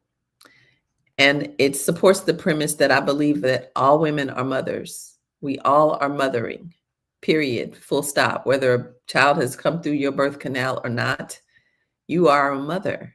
We mother people all day, every day. And we're also all daughters. And there's a motherline connection that we all share, that things have been passed down to us, that some of them aren't ours. And the mother-daughter journey, which is a companion to the woman's healing journey, will support you in seeing those things and processing through them. And then we've got the Mother Love Community. Can you guys see that up here? The Mother Love Community is over there for you guys. That's the online space that I've created for us. And if you all have already taken advantage of this, there was a mechanism that wasn't functioning. So I'm going to, as soon as we hang up, I'm going to revisit it, and then I'll send everybody an email with access if you haven't gotten in yet. But it'll give you 2 weeks access into the community that we are building and growing, and we'll be able to do lives in there. I'll be teaching once a week on a specific topic coming straight out of the journey itself, and we'll be able to talk it out together in a safe space where you don't have to worry about your comments being, oh no, I didn't mean to send an invite. Please don't respond. I didn't mean to do that, darn it. Yep. Oh, I didn't mean to do that, sir. How you doing today? You can hop back off. I hope you have a. You're good. What, are you trying to battle, or what are you trying to do? I'm not trying to battle at all, beloved. I didn't mean to tap that button. Okay. I hope you have a wonderful day. I hope you do the same. Take good care. You too. Bye. Do you know how to leave, or you need me to leave? I need you to leave. Okay. I got you. Thanks so much. Have a great one. You too. You gotta love TikTok. Thank you, Yemi. Whoopsie. Anyway, so y'all come into the community with me, all right? Who wants to hear I'm Healing My Motherline? I'm loving this song. Oh, and there's music, by the way. If you guys get the legacy package, you'll get four additional songs. One of the songs is called Come Home, because this is really about coming home to you. The ebook is called A Woman's Healing Journey, Come Home to Yourself. And you know what? I told you guys that I was going to read another part of it to you today. So let me just do that really quickly before I play the song. The 4 songs include Come Home. There's another one that's called Cover Me While I Cover Her. And it's a prayer that you are praying over your mother and over your daughter. Even if your mothers are gone, you can still heal that bond. Your skin and hair look beautiful. Oh, thank you, Dwayne. You have a good day too. You love that song, Gloria? He was want her watch. I don't know what you just said, Liam. I'm sorry, beloved. You do? Okay, you want to hear it? Okay. All right. So yesterday I read the foreword. Today I'm going to read the dedication. I'm only going to read the part that applies to you guys, but there's a dedication, and then I'm going to read the author's note. All right, y'all ready? I'm reading from A Woman's Healing Journey. That's this ebook that you all have access to right now, if you just go to that link. Anyway, so the dedication to all women and men. Just FYI, I recognize that not all of I recognize that this is a heart conversation, that everything that I'm teaching on specifically deals with humanity, right? But there's a piece of it that is specific to the heart of a woman just because of the way that we're built. That doesn't mean that what I'm sharing doesn't impact or affect you. I want you to stick around because there's a lot that you'll learn, not just about yourself, but also about the women in your life. We're going to give you a lot of insight into the mothers, into your siblings, your sisters, into your wives, and into your daughter, your wife, and into your daughters. It's going to help you understand the plight of women, and you'll be ahead of most men if you stick around. So, and also in the future, there will be a conversation directly, specifically for healing the heart of the men too. Okay. So anyway, to all women, those who are committed to healing their own hearts so they can rise in the strength, dominion, and authority given to all womankind by our Most High Creator. This book is for every woman who strives to be fortified, strengthened, and empowered. It is for every woman who chooses to align with truth and allow her emotional wounds to be healed. It's for the woman who decides to be the change bearer in her lineage and a force of transformation for the legacy that follows her, and who hope to see the restoration in their mother line. Yes. So here's the author's note. There was a time in my life when I realized I had been moving through the world as a woman who looked whole on the outside, but who was carrying far too much on the inside. I was functioning barely, and I was giving, and I was showing up. I was strong, but I wasn't home. Not to myself, not to my heart, not to the woman Yahuwah created me to be. I didn't know what I was missing. I didn't know I was missing pieces of myself because no one ever taught me how to check. No one ever told me that women accumulate emotional inheritance the way families accumulate heirlooms. No one ever taught me that the tensions I felt, the beliefs I absorbed, the patterns I repeated, and the pain I carried didn't all begin with me. I didn't know that what I called my personality was often just the version of me that learned to survive. And when I began my own journey of healing, gently, slowly, intentionally, I discovered something. Most women are walking around with stories they've never spoken, questions they've never asked, needs they've never acknowledged, weights they've never set down, and dreams they've quietly tucked away so they could keep being strong.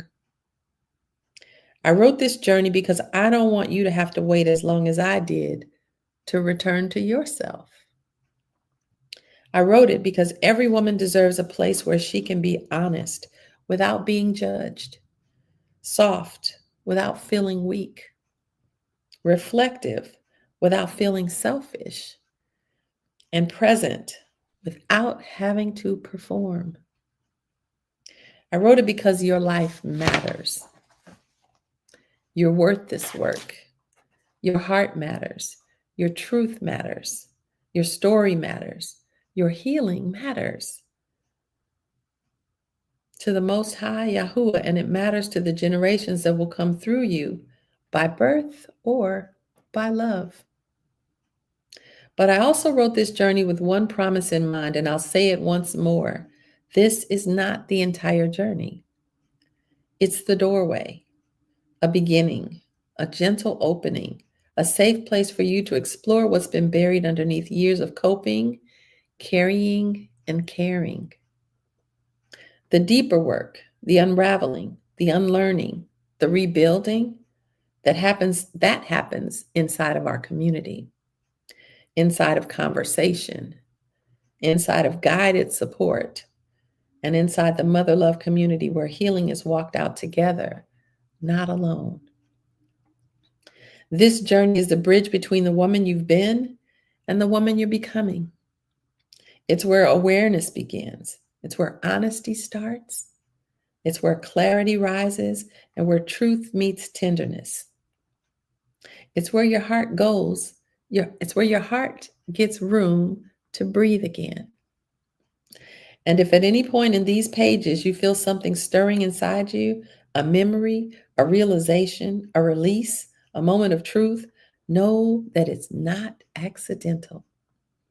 It's Yahuwah inviting you into alignment with who he created you to be.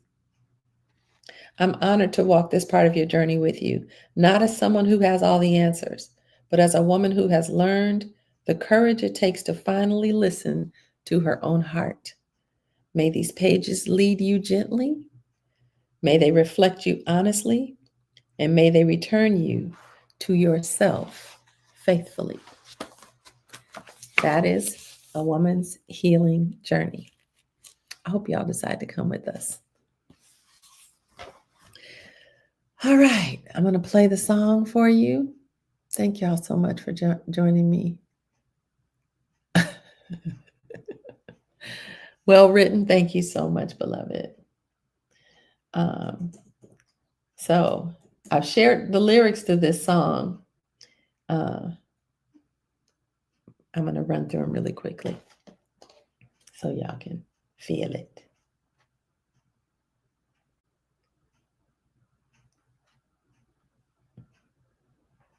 What in the world?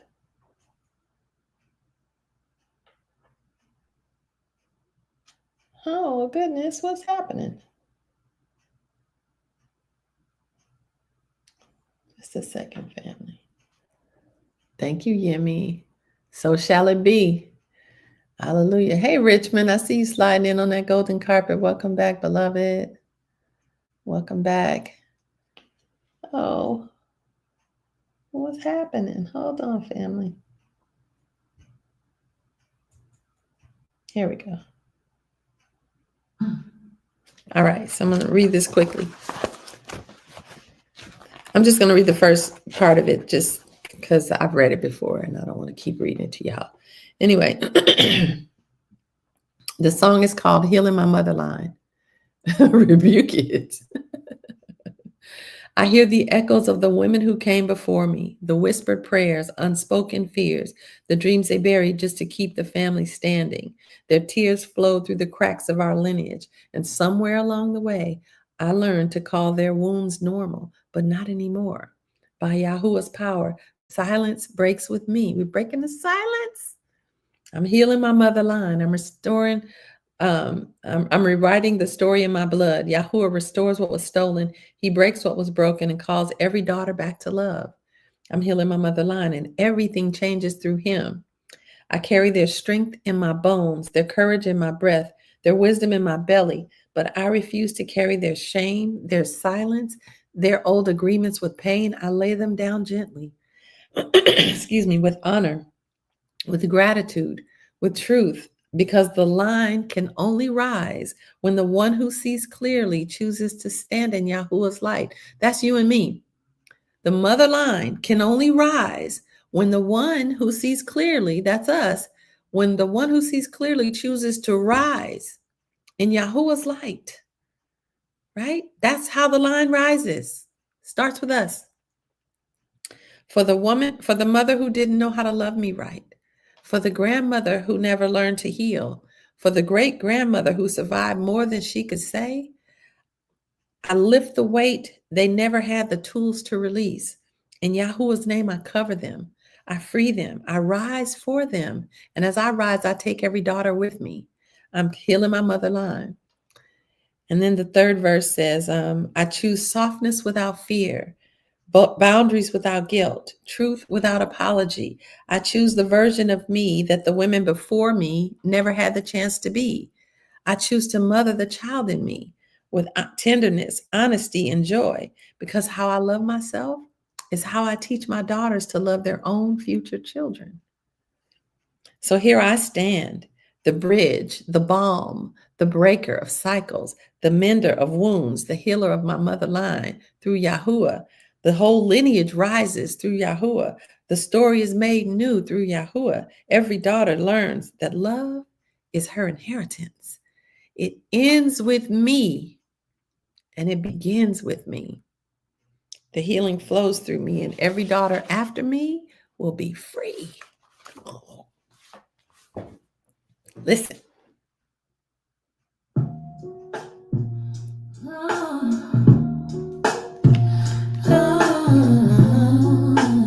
Y'all make sure you send me a DM so I can get you the links to the journey. I hear the echoes of the women who came before me, the whispered prayers and spoken fears, the dreams are buried just to keep the family standing. Their tears flow through the cracks of our lineage, and somewhere along the way, the lyrics are inside the book too. But not anymore. By Yahweh's power, silence breaks with me. I'm healing my motherland. I'm rewriting the story in my blood. Yahweh restores what was stolen. He breaks what was broken and calls every daughter back to love. I'm healing my motherland. And everything changes through him. I carry their strength in my bones, their courage in my breath, their wisdom in my belly, but I refuse to carry their shame, their silence, their old agreements with pain. I lay them down and leave with honor, with gratitude, with truth. The line can only rise for the one who sees clearly and chooses to stand in Yahuwah's light. For the mother who didn't know how to love me right, for the grandmother who never learned to heal, for the great-grandmother who survived more than she could say. I lived in what they never had the tools to release. In Yahweh's name, I cover them, I free them, I rise within, and as I rise, I take every daughter with me. I'm healing my motherland, I'm rewriting the story in my blood. Yahoo restores what was stolen, he breaks what was broken, and calls every daughter back to love. I'm healing my motherland, and everything changes through him. I choose softness without fear, boundaries without guilt, truth without apology. I choose the version of me that the women before me never had the chance to be. I choose to mother the child inside me with tenderness, honesty, and joy, because how I love myself is how I teach my daughter to love her own future children.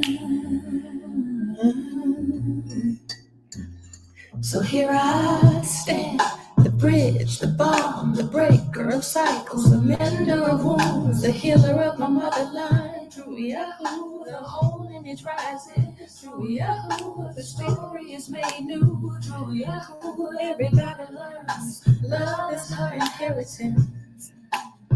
It ends with me. It begins with me. It flows through me. And everybody after me will be free. I didn't mean to. Whoopsie. Y'all like that? Alicia said that beat is hitting. I know that's right. Y'all want to hear the slow version? Yes, healing my motherland. That's right. Hey, Barry White, good to see you. Okay, so there's another version. It's more slow, but you're going to like it. I hear the echoes of the women who came before me, the whispered prayers, the unspoken fears, the dreams they buried just to keep the family standing. Their tears flow through the cracks of our lineage, and somewhere along the way, I learned to call our wounds normal, but not anymore. Fire, power, the silence breaks with me. I'm healing the motherland. I'm rewriting the story in my blood. Restores what was stolen. He breaks what was broken and calls every daughter back to love. I'm healing my motherland, and everything changes through him. I see you, Shahira. Welcome back.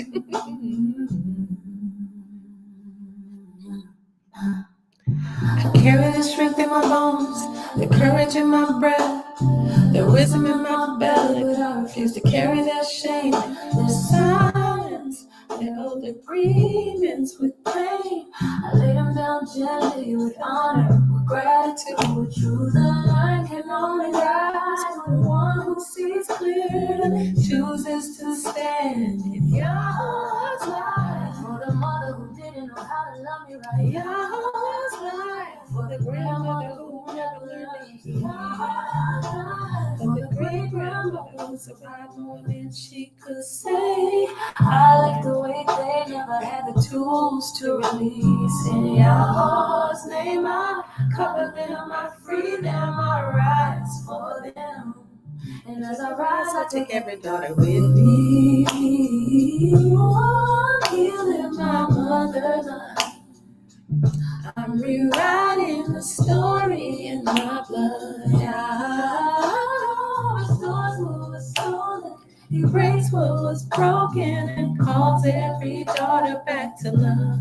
I'm healing my mother line, and everything changes through him.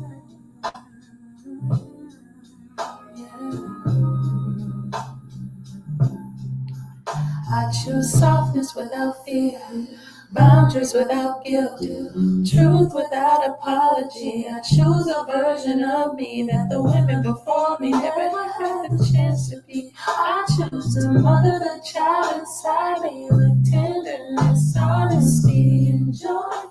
Because how I love myself is how I teach my daughter to love her own future children. So here I stand, the bridge, the balm, the breaker of cycles, the mender of wounds, the healer of my motherland. Oh, through your heart, through your heart, every God learns that love is her inheritance. It ends with me. It begins with me. The healing flows through me. And every daughter after me will be free in Yahweh's name. I'll let it play, but I'll talk over it. Oh, Jessica's over there grooving. I see you. Love you all. Leah, thank you for coming and thank you for your generosity. Vivian, you like that? Hallelujah. Baruch Yahuwah forever, Yahuda. Yes. Yes. Everything changes through him. Yahuwah Mashiach. Yes. Let's rise, mothers, daughters, sisters. That's right, Gloria. We get to heal. You like them both? So the first one comes with the first package. When you just get the Women's Healing Journey, you'll get the first version, the one you're listening to right now. When you get the Legacy package, you'll get the 4 songs. One is called Come Home, the second version of the Healing My Mother line. Another one is called Heal Me While I Cover Me While I Cover Her. And then the final one is called I Love You Enough. And it's basically saying, I love you enough to heal me. I love you enough to face my stuff, to deal with my wounds and not keep passing them down. I love you, and I'm speaking to your family line. I love me enough to heal. So the music just takes it up a notch, doesn't it? Anyway, family, I have kept you longer than I said that I would, but I've enjoyed this time. Thank you guys so much. I appreciate you being here for Matters of the Heart and Truth. So I thank you. I love you. Make sure that you all, if you're on TikTok, tap on that orange heart me, click claim so you can take your points with you. Those of you who are on TikTok, make sure that you send me a direct message and I will get the link over to you so that you can participate in the journey. We're going to be doing something live. I'm not sure if I'll be able to do it next week. I know that everybody's probably going to be busy doing stuff. I will have a lot of free time. So I plan to be coming on live.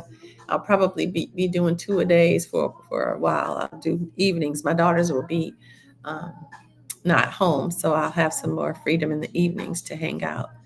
But I just want to say thank you guys. Thank y'all for hanging in there with me. Thank you all for receiving me, for letting me be me, for locking arms with me on this journey and growing with me and letting me pour in.